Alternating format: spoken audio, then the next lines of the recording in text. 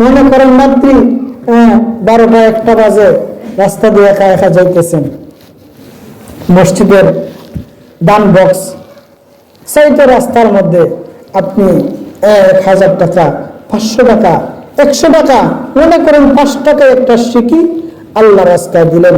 এটা কে দেখলো? আল্লাহ দেখছেন, আর যে দান করছে সে দেখছে।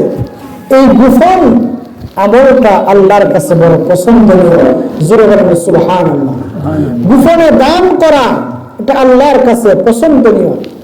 এই জন্য মাঝে মধ্যে গোপনে দান করবেন, আবার মাঝে মধ্যে হাউজেও দিবেন। হাউজের মধ্যে দিলে যেমন আমরা অনেক সময় মসজিদে বা বিভিন্ন মাহফিলে কালেকশন করা হয়, এর দ্বারাও কি আছে? ফায়দা আছে।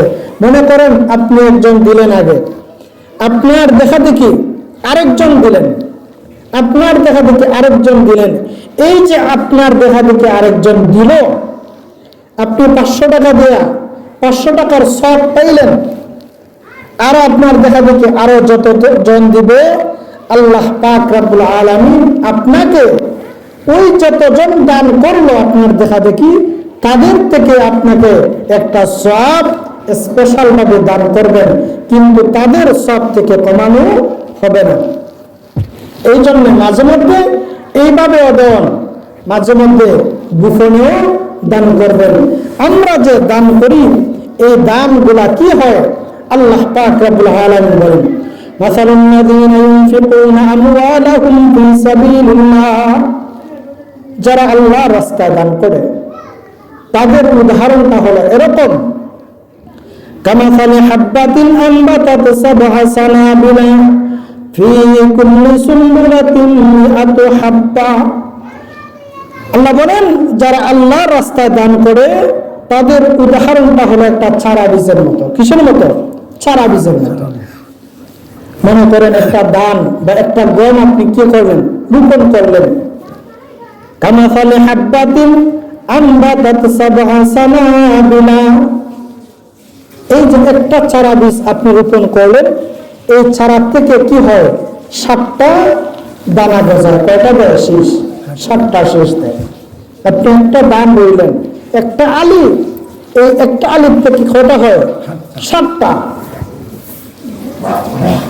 হাব্বা কামাসালি হাব্বাতিন আনবাতাত সাবআ সানাবিলা ফি কুল্লি সুমবুলাতিন মিআতু হাব্বা।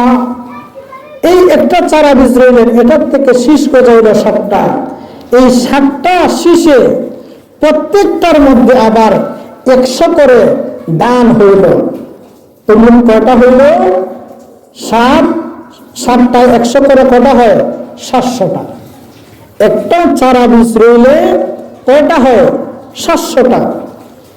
আল্লাহর রাস্তায় যদি কোন মানুষ 1 টাকা দান করে, তাহলে কমসে কম 1 টাকার বদৌলতে কত পাওয়া যায়? 700। 1 টাকার বদৌলতে কমসে কম 700 পাওয়া যায়। ওয়াল্লাহু ইউযাইফু লিমান ইয়াশা। আল্লাহ পাক রব্বুল আলামিন এরপরে বলেন 700 এটা হলো নিম্নের, যার এক নিয়ত যত সহি, আল্লাহ ইচ্ছা করলে তার চাইতে যাকে যত বেশি আল্লাহর ইচ্ছা তত বেশি দান করবেন। জোরে বলেন সুবহানাল্লাহ। আমরা দেখছেন না, এই যে সামনে কুরবানি ঈদ আইতেছে, অনেক মানুষ দেখবেন গরু পালন করে, একটা জীর্ণ শীর্ণ গরু কিনে এটারে লালন পালন করিয়া হৃষ্টপুষ্ট করিয়া কুরবানির সময় কিনে 50,000 দিয়ে কুরবানির সময় বিক্রি করে লাখ, 1.5 লাখ, 1,20,000। জোরে বলেন ঠিক না ঠিক? তো আমরা যে আল্লাহর রাস্তায় দান করি, এই দানটাকে আল্লাহ পাক রব্বুল আলামিন এইভাবে পেলে পুষে বড় করেন। বড় করিয়া হাসরের মাঠে যখন আমরা আটকে যাইব, তখন আল্লাহ পাক রব্বুল আলামিন এই যে সওয়াবটা সামনে দাঁড় করাইবেন, সওয়াবটা দিবেন। অনেক মানুষ এই দানের বদৌলতে সেই দিন জাহান্নামের আগুন থেকে মুক্তি পেয়ে জান্নাতে চলে যাবে। জোরে বলেন সুবহানাল্লাহ।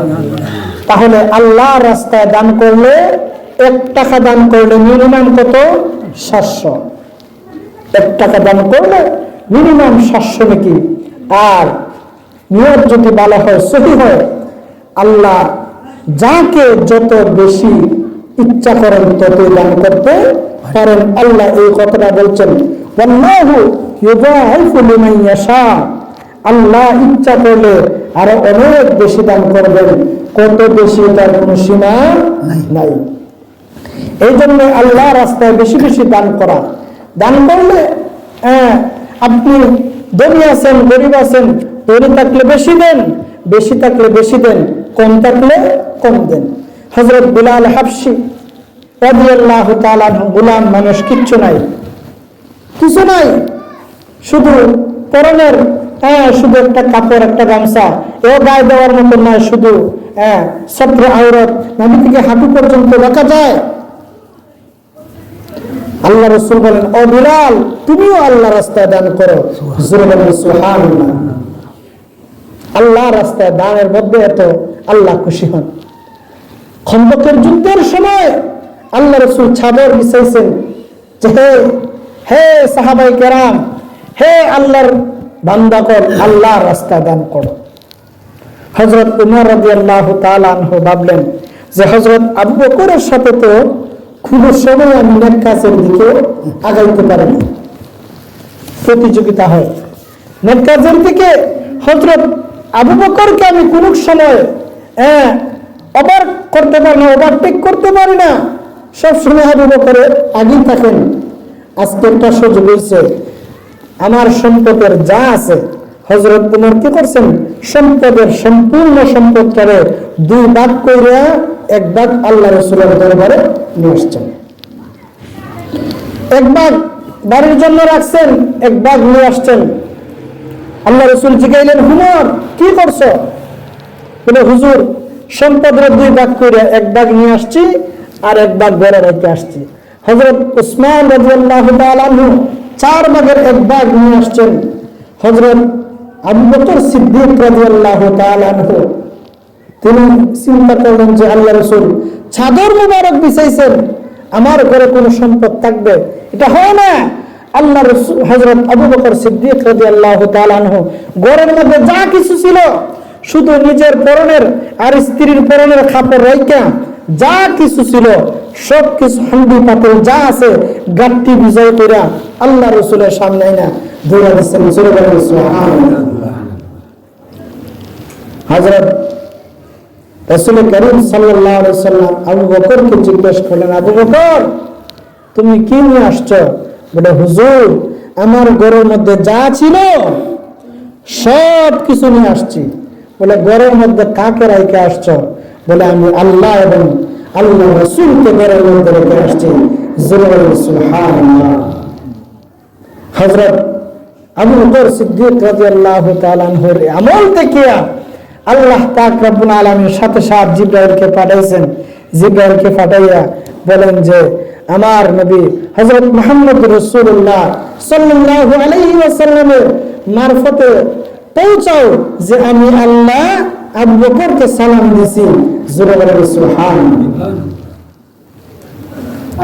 এই জন্য আল্লাহ রাস্তায় দান সদকা করা আল্লাহ বড় খুশি হন। আল্লাহ রাগ কমায়, রাগ কমায়, রাগ কমে, আল্লাহ সন্তুষ্ট হন বেশি। এই জন্য আল্লাহ রাসূল অন্য হাদিসে বলছেন, আমরা যে বলি আমার আমার আমার কতটুকু যা খাইলাম, যা পরিধান করলাম, আর যা আল্লাহ রাস্তায় দিলাম, এতটুকুই আমার, আর বাকি যা কিছু আছে এগুলো আমার না।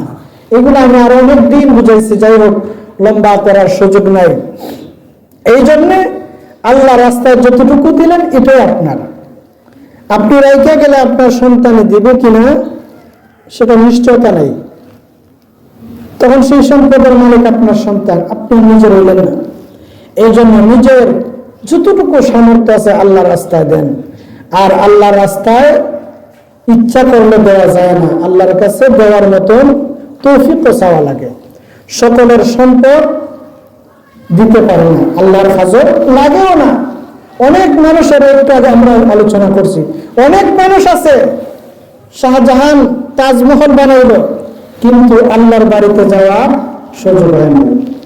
কিন্তু অনেক ভিক্ষুক আছেন যারা হজ করার তৌফিক হয়ে গেছে, আল্লাহ সামর্থ্য দিয়ে দিয়েছে। এই জন্য আল্লাহর কাছে চাওয়াও লাগে, আল্লাহ পাক রব্বুল আলামিন যেন আমাদেরকে এই যে সাত শ্রেণীর লোকের আলোচনা করলাম, আল্লাহ যেন আমরা তো দোয়া করব যেন প্রতিটা গুণ আমাদের মধ্যে থাকে, অন্তত পক্ষে একটা শ্রেণীর সাথে যেন আমরা থাকতে পারি। আল্লাহ যেন আমাদেরকে তৌফিক দান করেন। সবাই বলেন আমিন।